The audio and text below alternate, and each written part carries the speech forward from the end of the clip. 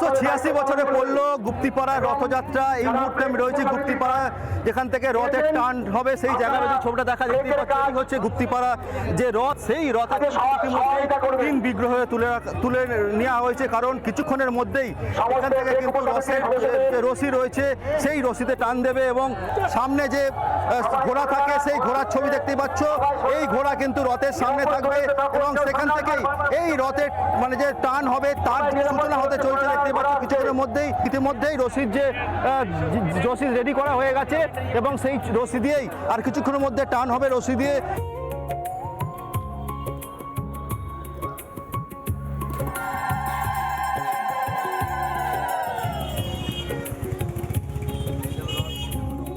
বর্তমানে আমি রয়েছি কোচবিহার মদনমোহন মন্দির।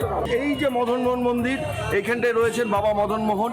যদি অন্য জায়গায় দেখা যায় বাবা জগন্নাথকে কিন্তু সুভদ্রা এবং বলরামকে দেখা যায় রথে, কিন্তু কোচবিহারের রথে কিন্তু থাকেন হলো শুধু মদনমোহন।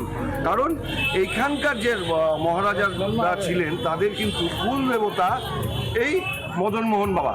যখনই এই বড় মদনমোহন বাবা কিন্তু চলে যাবেন তার মাসির বাড়ি, মানে অর্থাৎ ডাঙ্গরাই মন্দিরে, সেইখানটায় তিনি যখন যাবেন সেখানটায় যখন তিনি বিরাজ করবেন, এইখানটায় কিন্তু বিরাজ করবেন ছোট মদনমোহন বাবা। তিনি বিরাজ করবেন এই মদনমোহন বাড়িতে, তার পুজো অর্চনা কিন্তু হবে।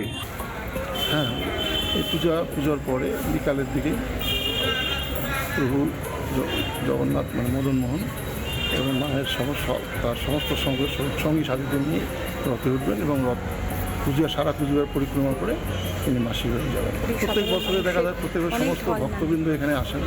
কুচবিহারবাসী থেকে আরম্ভ, শুধু কুচবিহার নয়, আসাম, বিহার, এখান থেকেও লোকজন আসেন। রিপাবলিক বাংলা। নানা ধরনের কন্টেন্ট দেখার জন্য লাইক করুন, শেয়ার করুন আমাদের ফেসবুক পেজ, সাবস্ক্রাইব করুন আমাদের ইউটিউব চ্যানেল। পাশাপাশি অন্যান্য ব্রেকিং নিউজের জন্য অবশ্যই চোখ রাখুন রিপাবলিক বাংলায়।